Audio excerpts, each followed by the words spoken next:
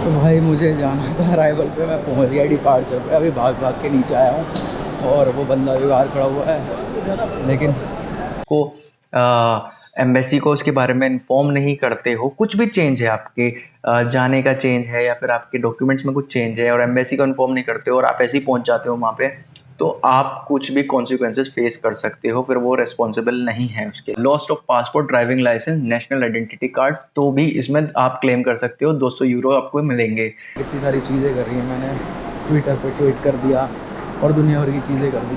इसमें जो गलती थी वो उन्हीं की तरफ से हुई थी कि उन्होंने ईरान एयर का लगा दिया था उस पर टैग, जबकि एयर अरेबिया था वो। बहुत अभिनंदन है दोस्तों आपका फिर से चैनल में। मेरा नाम दिवाकर है और दोस्तों आज आप सबके लिए और ख़ासतौर से मेरे लिए एक बहुत ही अच्छी खुशखबरी है। गुरुदेव के आशीर्वाद से आज वीज़ा का प्रोसेस हो चुका है, लेकिन पूरा नहीं हुआ है। अभी भी बहुत थोड़ी सी चीज़ रह गई हैं, लेकिन वो सारी चीज़ें बहुत जल्दी पूरी हो जाएंगी। और मैं आज आपको इसी के बारे में इंफॉर्मेशन देने वाला हूं और बताने वाला हूं कि आखिर अगर आप कभी जाना चाहें तो आप कैसे जाएंगे। या जो जाने के इच्छुक हैं, बहुत सारे लोग हैं ऐसे जो वहाँ जाना चाहते हैं, यानी कि ईरान जाना चाहते हैं, जब थोड़ी जो चीज़ें हैं जो वहाँ पे उथल पुथल है वो ठीक हो जाएगी उसके बाद। तो दोस्तों आइए मैं आपको सीधा दिखाता हूँ कि आखिर मैंने ऐसा क्या किया कि मुझे अप्रूवल मिल गया मिनिस्ट्री का, और उसके बाद क्या प्रोसेस और बाकी है इंडिया के अंदर, एम्बेसी के अंदर। तो दोस्तों जल्दी से चलते हैं और देखते हैं और आपको भी दिखाता हूं कि ऐसी क्या चीज़ है वो। दोस्तों हम चल रहे हैं और मैं आपके सामने अभी यहाँ पर ओपन कर देता हूँ जो अप्रूवल है। सबसे पहले ये देखिए, तो दोस्तों ये है अप्रूवल। ये ऊपर फोटो देख रहे हैं, ये मेरी है, कितना चेंज लग रहा हूँ मैं। तो दोस्तों ये है अप्रूवल। और आप नीचे देखेंगे ना, यहाँ पर नीचे देखेंगे तो नीचे लिखा हुआ है, जहाँ पर मैप बना हुआ है ईरान का, ई वीज़ा सिस्टम, यानी ये ई वीज़ा द्वारा जनरेट किया हुआ है। इधर बारकोड है जिसको मैंने ब्लर कर दिया है, क्योंकि अगर आपने स्कैन कर लिया तो वो आपके पास भी पहुंच जाएगा, इसलिए मैंने इसको ब्लर कर दिया।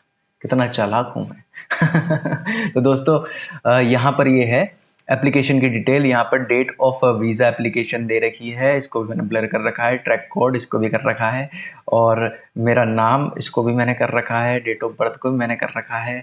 हाँ, नेशनलिटी इंडिया, और पासपोर्ट नंबर इसको भी मैंने ब्लर कर रखा है। अब नीचे आ जाते हैं जहाँ पर लिखा हुआ है ग्रांट डिटेल्स, यानी जो वीज़ा की जो अप्रूवल मिला है उसमें क्या क्या इंक्लूडेड है। ये आप जो देख रहे हैं ना, ये वीज़ा नहीं है, ये अप्रूवल है, मिनिस्ट्री का अप्रूवल है, ईरानियन मिनिस्ट्री का, ईरानियन टूरिज्म मिनिस्ट्री का अप्रूवल है। तो दोस्तों यहाँ पर देखिए वीज़ा टाइप है, टूरिस्ट वीज़ा है। और कब मुझे मिला ये इसमें लिखा हुआ है और मैंने ब्लर कर रखा है। ट्रैवल डॉक्यूमेंट नंबर, यानी कि यहाँ पे पासपोर्ट नंबर रहता है, और travel document country India, Bharat, stay period, और देखिए स्टे पीरियड कितना है, 90 days from the day of each arrival. मतलब जिस दिन मैं वहां पहुंचूंगा तब से 90 डेज कैलकुलेट होना शुरू हो जाएंगे, यानी 90 डेज तब से काउंट होना शुरू हो जाएंगे। एंट्री ऑप्शन क्या है, सिंगल, यानी कि एक अकेला व्यक्ति जो जा रहा है, यानी कि मैं अकेला जा रहा हूँ। और नीचे यहाँ पे बहुत इंपॉर्टेंट चीज लिखी है, you need to submit your passport to the embassy of Islamic Republic of Iran, New Delhi, before this date. एक डेट दे रखी है जिस डेट से पहले पहले मुझे इसको वहां सबमिट करना होगा, यानी कहाँ, एम्बेसी में। जब मैं इसको एम्बेसी में सबमिट करूंगा उसके बाद फीस वहां पे सबमिट करूंगा, उसके बाद वीज़ा जो है वो इशू होता है। तो दोस्तों ये रहा इसका पहला जो है, ये कैसा होता है वीज़ा का जो फर्स्ट पेज होता है वो कैसा दिखाई देता है। मैं आपको इसका सेकंड पेज दिखा देता हूँ। तो जो सेकंड पेज होता है ना, इसमें कुछ टर्म्स और कंडीशंस लिखी होती हैं, अगर आप इन्हें देखें तो मैं आपको दिखा देता हूँ। Please keep a copy of this letter in the safe place of your reference. ये जो आपको मिला है ना, ये मतलब पीडीएफ में मिलता है, तो पीडीएफ में हम इसको प्रिंट करवाना पड़ता है, हमें इसे प्रिंट आउट इसका निकलवाना पड़ेगा, और इसका प्रिंट आउट निकलवाने के बाद ही ये हम एम्बेसी में जमा कर सकते हैं। After receiving visa grant notice you need to submit your passport to the embassy of the Islamic Republic of Iran, New Delhi, in person in order to have you visa issued। Your visa issued, तो मतलब इसका है कि आपको खुद जाना पड़ेगा वहाँ पर, और खुद जाके ये जो है जो ये एप्लीकेशन है इसका प्रिंट आउट निकाल के और बाकी के डॉक्यूमेंट पासपोर्ट वगैरह ले जाके वहाँ पे सबमिट करने होंगे, और जो भी वहाँ का डेट वगैरह है उस हिसाब से। और नीचे यहाँ पर कुछ और चीज़ें लिख रखी हैं। After receiving visa grant notice, visa applicant include children are required to pay non refundable non transferable visa application fees. The visa fees is determined by the type of visa you are granted. यानी कहने का मतलब ये है कि ये non refundable है। आपने एक बार अप्लाई कर दिया और सबमिट कर दी फीस, और आपका जाना क्या हुआ कि आप नहीं जा रहे किसी भी वजह से, तो फीस वापस नहीं होगी। दूसरा जो फीस डिटरमाइन करी जाएगी वो एम्बेसी करेगी जो आपकी एप्लीकेशन है उसको देख के। तो जैसे मुझे पता है कि मेरा जो है, मुझे जहाँ तक यकीन है, पिछली बार 45 डेज़ का जो था वो 6300 समथिंग था। अब पता नहीं शायद ज़्यादा हो गया हो या कम हो गया हो, इसका मुझे भी नहीं पता। और यहाँ पर फिर दूसरा पॉइंट देख लेते हैं। Up until the time you arrive in Iran you require to tell us about any change you circumstance that may affect any answer to question in your online application form. Include your name, passport, contact detail, address as soon as possible. Failure to notice the IR, it means Iran embassy or consult of your new circumstances could have a serious consequences and your visa may be revoked. इसका मतलब ये है अगर आपके कुछ भी change है, चाहे वो पासपोर्ट में है, चाहे किसी भी तरह का आपका जो चेंज है, और आप उसको एम्बेसी को उसके बारे में इन्फॉर्म नहीं करते हो, कुछ भी चेंज है आपके जाने का चेंज है या फिर आपके डॉक्यूमेंट्स में कुछ चेंज है और एम्बेसी को इन्फॉर्म नहीं करते हो और आप ऐसे ही पहुंच जाते हो वहाँ पे, तो आप कुछ भी कॉन्सिक्वेंसेस फेस कर सकते हो, फिर वो रिस्पॉन्सिबल नहीं है उसके लिए। फिर दोस्तों सबसे नीचे आ जाते हैं जहाँ लिखा हुआ है your visa allow you single entry to Iran up to the dated on your visa you are allowed to stay for a period of 90 days. On arrival you will need to leave Iran or make alternation arrangement with the visa department at the Ministry of Foreign Affairs in Tehran before this date or you will become unlawful. If you think you will not be able to depart Iran by the date your visa expire, you should contact the visa department at the embassy of Islamic Republic of Iran, New Delhi as soon as possible. इसका मतलब ये है कि भाई जो 90 days का जैसे time पूरा होता है ना, तो आपको वहाँ से निकलना है, मतलब वहाँ से वापस आना ही है। और अगर किसी भी कारण से हो कि आप नहीं आ पा रहे हो या आपका एक्सटेंड हो जाता है, तो आपको ये इन्फॉर्म करना ज़रूरी है, नहीं तो ये इलीगल होगा। अगर आप इन्फॉर्म नहीं करोगे और आप ऐसे ही रहते रहोगे तो इसके आपके कुछ कॉन्सिक्वेंसेज आपको फेस करने पड़ सकते हैं।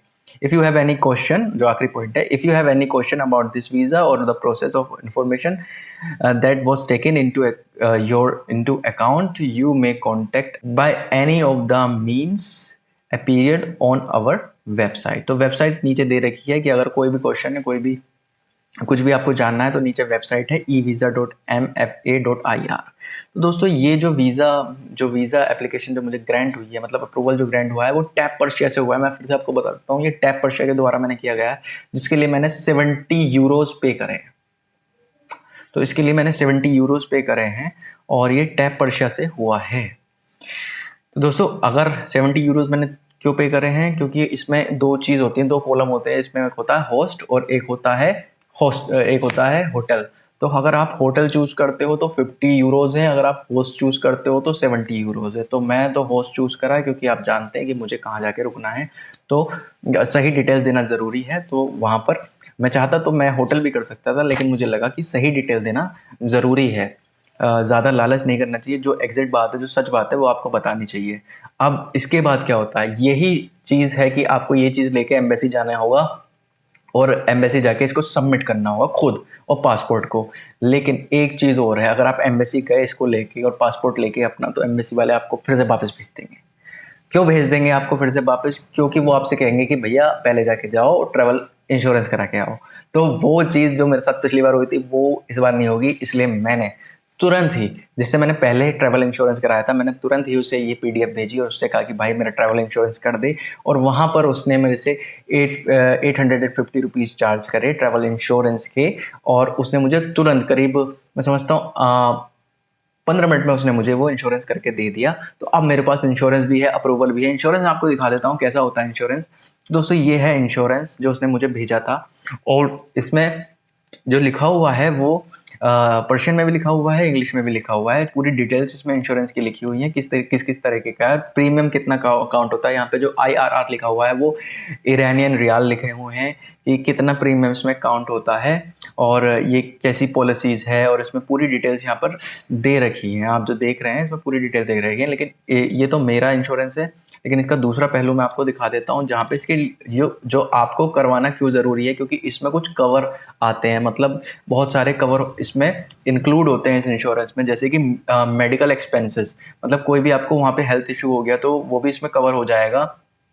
Transportation, repatriation in case of illness और एक्सीडेंट, मतलब ये भी इसमें जो है कवर हो जाएगा, वो भी एक्चुअल एक्सपेंसेस पे जो भी कॉस्ट आएगी। और दूसरा देखिए इसमें और क्या कवर है, emergency dental care, it is restricted to treatment of pain, infection और removal of your tooth effective, मतलब अगर दांतों में दर्द हो गया तो भाई 200 यूरो तक का आपको इसमें कवर मिल जाएगा। और दूसरी जो मैं इंपॉर्टेंट चीज़ें बता देता हूँ, और लीगल असिस्टेंस, अगर वहाँ पे आपको कोई प्रॉब्लम हो गई या लीगल आप किसी चीज़ में फंस गए तो यहाँ पे 250 यूरो का इसमें आपको कवर होगा। Lost of passport, driving licence, national identity card, तो भी इसमें आप क्लेम कर सकते हो, 200 यूरो आपको मिलेंगे। रिटर्न ऑफ चिल्ड्रन, इसमें हमने कोई मतलब नहीं है। और emergency return home following any kind of serious illness और क्लोज फैमिली, मतलब कुछ भी ऐसे दुर्घटना हो जाती है या तो आपके परिवार में या आपके ख़ानदान में कुछ ऐसा हो जाता है, तो आपको अगर इमरजेंसी वहाँ से एग्जिट लेना पड़े, तो जो भी इसमें एक्चुअल एक्सपेंसेस है, मतलब जो भी आपकी एक्चुअल कॉस्ट लगी है वहाँ से भागने में, तो वो इसमें कवर हो जाएगी। Relay of urgent message and medical information and advice, ये भी एक्चुअल एक्सपेंसेस पे आपको होगी, तो ये बहुत ज़रूरी है। देखो 850 रुपये कोई बड़ी बात नहीं है, और अगर इतनी सारी चीज़ें आपको मिल रही हैं इसमें, तो मेरा पिछली बार क्या हुआ था ना, मेरा पिछली बार बैग जो है वो लॉस्ट हो गया था। मतलब क्या हुआ, जब मैं वहाँ से वापस आ रहा था ईरान से, तो मेरा जो बैग है ना वो क्या हुआ, उसका वेट का इशू हुआ। तो मेरे पास वहाँ पे, मैंने आपको पहले बताया था कि मेरे जो है पैसे ख़त्म हो गए थे, तो उन्होंने मुझसे कहा कि आपको यहाँ पे जो वेट का जो जैसे एक्सटेंड हो जाता है एयरपोर्ट पे, तो आपको इतने रुपए देने पड़ेंगे। मैंने कहा मेरे पास है रुपी, मेरे पास ना डॉलर है, मैं ना मेरे पास टुमान है। तो बोले हम तो टुमान चाहिए। जबकि मैंने क्या करा था, मैंने किसी को बोला था कि मेरा वेट एक्सटेंड कर दे, लेकिन उसमें क्या था कि मैं तेहरान से शारजा जा रहा था, शारजा से फिर दिल्ली आया था। तो उन्होंने क्या करा था, जिसने मेरा वेट एक्सटेंड किया था उसने शारजा से दिल्ली का एक्सटेंड कर दिया था, लेकिन तेहरान से शारजा का नहीं करा था। तो शारजा में वो तेहरान में नहीं दिखाई दे रहा था। तो उन्होंने कहा चलो ठीक है कोई बात नहीं, हम आपको ये कार्गो से भेज देते हैं, यानी कार्गो प्लेन से। तो मैंने कहा चलो ठीक है। मुझे ध्यान नहीं था भाई, ना मैंने अपने बैग पे कुछ चिट चिपकाई, ना मैंने जो है अपना नाम लिखा, ना मैंने अपना टिकट लगाया, ना कुछ लगाया, और मैंने उनको ऐसे ही दे दिया। और वो भी कहाँ दे दिया, जब मैं प्लेन में चढ़ने वाला था, मतलब बैठने वाला था, उससे पहले उन लोगों ने ले लिया। मैं दिल्ली में उतरा और मेरा बैग ही नहीं आया भाई, मेरा बैग नहीं आया। और बैग नहीं आया, बहुत देर तक मैं खड़ा रहा, 1-1.5 घंटे तक बैग नहीं आया मेरा। और फिर मैं गया कस्टम में, कस्टम वालों ने मुझसे एक फ़ॉर्म भरवाया। फ़ॉर्म भरवाने के बाद उन्होंने कहा कि हम आपको इन्फॉर्म कर देंगे, लेकिन चांसेस इसके आप बहुत कम मानो कि आपका बैग मिले। मैंने कहा यार मेरा बैग, मेरा बहुत, मतलब उसमें ऐसा महंगा सामान नहीं था, लेकिन कीमती सामान था, क्योंकि उसमें मेरा अध्यात्म का सामान था बहुत ज़रूरी। और वो बस मैं बहुत ज़्यादा उसमें विचलित हो गया कि यार अगर ये नहीं मिला तो बहुत चीज़ें बेकार हो जाएंगी। लेकिन क्या हुआ, फिर मैंने बहुत ट्राई करा, मैंने ट्वीट करा एयर अरबिया पे, मैंने बहुत सारी चीज़ें करी। तो 2-3 दिन बाद मैं अपने गुरुदेव के स्थान पे था, और मैंने गुरुदेव से ये बात बताई थी कि गुरुजी ऐसे ऐसे, गुरुदेव ऐसे ऐसे मेरा बैग जो है और उसमें मेरा अध्यात्म का सामान है। तो गुरुजी बोले कोई बात नहीं, मिल जाएगा। और यकीन मानो आप, उनके इतना ही बोलते ही मेरे पास कॉल आया कि सर आपका बैग मिल गया। आप हकीकत मानो, गुरुदेव ने ऐसा कहा कि मिल जाएगा, दिक्कत मत मानो। और तुरंत ही उसके थोड़ी देर बाद मेरे पास कॉल आ गया कि सर आपका बैग मिल गया है, आप आके रिसीव कर लो। तो मैंने वहाँ जाके बैग रिसीव कर लिया। तो भाई टर्मिनल 3 पे मैं जा रहा हूँ और ऑलमोस्ट पहुँच चुका हूँ, आप देखिए। और बैग जो है मुझे अराइवल 1 गेट नंबर 1 पे रिसीव होगा। उसके साथ मुझे कुछ ऐसे इसमें मेरे डॉक्यूमेंट्स है, मेरा पासपोर्ट है और दूसरे डॉक्यूमेंट्स हैं, वो दिखाने पड़ेंगे बैग लेने से पहले। तो ये मैंडेटरी है। अभी अराइवल 1 पे जा रहा है मेरे को।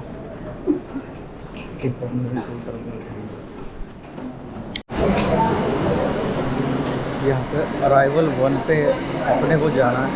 और वहाँ से फिर गेट नंबर 1 पर पहुँचेंगे। और गेट नंबर 1 से मैंने फ़ोन कर दिया है, जो एयर अरेबिया का बंदा है जो बैग को देगा, जिसके पास बैग कस्टडी में है। तो आपने ध्यान रखना है भाई, हमेशा ऐसी कोई भी सिचुएशन हो तो सबसे पहले आपको जिस भी बंदे के पास आपका केस है उस बंदे को आपने इन्फॉर्म करना है और उसके टच में रहना है, बार बार उसको पिन करना है। और आपको पता है मैंने कितनी सारी चीज़ें करी हैं, मैंने ट्विटर पर ट्वीट कर दिया और दुनिया भर की चीज़ें कर दी। इसमें जो गलती थी वो उन्हीं की तरफ से हुई थी कि उन्होंने ईरान एयर का लगा दिया था उस पर टैग, जबकि एयर अरेबिया था वो। तो फिलहाल अराइवल टर्मिनल 2 पे हूँ मैं, देखो आप। और इसका गेट नंबर 1 पे अपने को जाना है। हमेशा भाई ये समझ लो, ये मेरे से बहुत बड़ी गलती हुई थी। और मैंने ये वीडियो जो है वो इसलिए कर रहा हूँ ताकि ये गलती आपसे ना हो, क्योंकि मेरा बैग मिल गया है तो भाई कृपा रही। बट बहुत लोगों का नहीं मिलता है, 99% नहीं होता है, क्योंकि इस पे जो था सबसे बड़ी बात थी, इस पर ट्रैकिंग नंबर नहीं था भाई। तो जिस पे ट्रैकिंग नंबर नहीं हो तो उसमें खुद बंदे ने कहा मेरे से कि आपका जो बैग मिल गया ना, आपकी किस्मत बढ़िया है, नहीं तो 99% बैग मिलता नहीं है। तो ऑलमोस्ट गेट नंबर 1 पे मैं पहुंच चुका हूँ, और जैसे ही मैं उस पर पहुँचूँगा मैं उस बंदे को कॉल करूँगा। तो भाई मुझे जाना था अराइवल पे, मैं पहुँच गया डिपार्चर पे। अभी भाग भाग के नीचे आया हूँ और वो बंदा भी बाहर खड़ा हुआ है, लेकिन मैं ऊपर पहुँच गया था जबकि मुझे नीचे आना था। तो अब हम इधर की तरफ जा रहे हैं, 1 नंबर गेट। बंदा बाहर ही खड़ा हुआ है, तो उसी के साथ अंदर जाना है। भाग भाग के आया हूँ बिल्कुल अभी। ना चलो ठीक है। तो भाई ये बैग आ गया अपना, उसमें रिसीविंग दे दो। हाँ।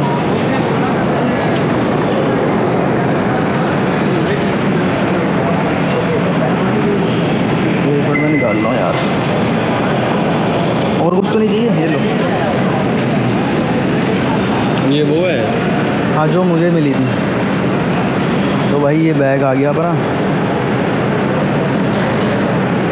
और यहाँ लिख दो ना, रिसीव कितने, यहाँ रख दो, कहीं भी लिख दो, 1 हैंड बैग। ठीक है ठीक है। धन्यवाद। और मुझे दे दो कुछ। आपको तो कुछ नहीं देना है, कुछ नहीं देना, और बैग में सब कुछ मतलब प्रॉपर है। इसका आपके पास ओरिजिनल होगा ना? नहीं नहीं, मेरे को यही दी तो थी। बस आप अपने पास ये रखो, ठीक है। इसकी में रिक्वायरमेंट नहीं है, रिसीविंग मिल गई है, ठीक है, हमारे पास है। अच्छा ये भी लो, ठीक है। ठीक है। अच्छा ये आपके पास है? हाँ। अच्छा इसमें क्या था यार, इसमें इन लोगों ने ना ये वाला टैग है, ये वाला, हाँ ये टैग है। ये सालों ने इन्होंने मेरे को ना इधर देना चाहिए था ये नंबर, और इन्होंने कोई नहीं सर, इसको लगा लो, अब मिसप्लेस ना हो जाए। अच्छा अच्छा ठीक है, अब हो गया। ठीक है, ठीक है भाई। तो भाई ये बैग अपना इधर आ जा, इसको पूरा चेक करना है अभी, इसमें सामान प्रॉपर है नहीं है। पहले इसका सामान देख लूँ मैं। आप वीडियो भी देखिएगा, ये वीडियो मैंने जो लगाई है, तो बैग वहाँ पे जाके मैंने रिसीव कर लिया, लेकिन मुझे इस बात का ध्यान नहीं था कि मेरा ट्रैवल इंश्योरेंस भी था, और ट्रैवल इंश्योरेंस पे मैं क्लेम भी कर सकता था कि डिले में, अगर आपका बैगेज में डिले होता है तो आप क्लेम कर सकते हैं। कोई ध्यान नहीं था, लेकिन अब मुझे जब देखा मैंने ट्रैवल इंश्योरेंस के कवर पड़े, तो मुझे अब बिल्कुल इस चीज़ के बारे में मैं जानकार हो गया हूँ, इस चीज़ के बारे में मुझे जानकारी मिल गई, इसलिए मैंने आपको ही बताया कि अगर आप कहीं भी जाते हो यार, ज़रूरी नहीं कि आप यहीं जा रहे हो, कहीं भी जा रहे हो, आप ट्रैवल इंश्योरेंस करा रहे हो, तो अपना कवर जरूर पढ़ना कि आपको क्या क्या चीज़ें इसमें मिल रही हैं। बहुत ज़्यादा इंपॉर्टेंट है, बहुत ज़्यादा ज़रूरी है। और ये सारी चीज़ें अगर आप वीज़ा के लिए जा रहे हो, ईरान के वीज़ा के लिए, तो आपको फिर से मैं बता देता हूँ, एक मिनिस्ट्री का अप्रूवल चाहिए, एक ट्रैवल इंश्योरेंस चाहिए, और बस इसे लेके आप एम्बेसी चले जाओ पासपोर्ट के साथ, और वहाँ पे जो भी चार्ज देना है वो दे दो, और मुश्किल से 5 से 7 दिन में आपका जो है वीज़ा आपको मिल जाता है। दोस्तों ये जानकारी जो मैंने आपको दी है, इससे आपकी जो है नॉलेज भी बढ़ी होगी, और आपको कभी जाना होगा तो आप जाइएगा, और ये सारी चीज़ें जो हैं वो ज़रूरी हैं। और दोस्तों उम्मीद करता हूँ वीडियो आपको अच्छी लगी हो, और ओम नमो नारायण।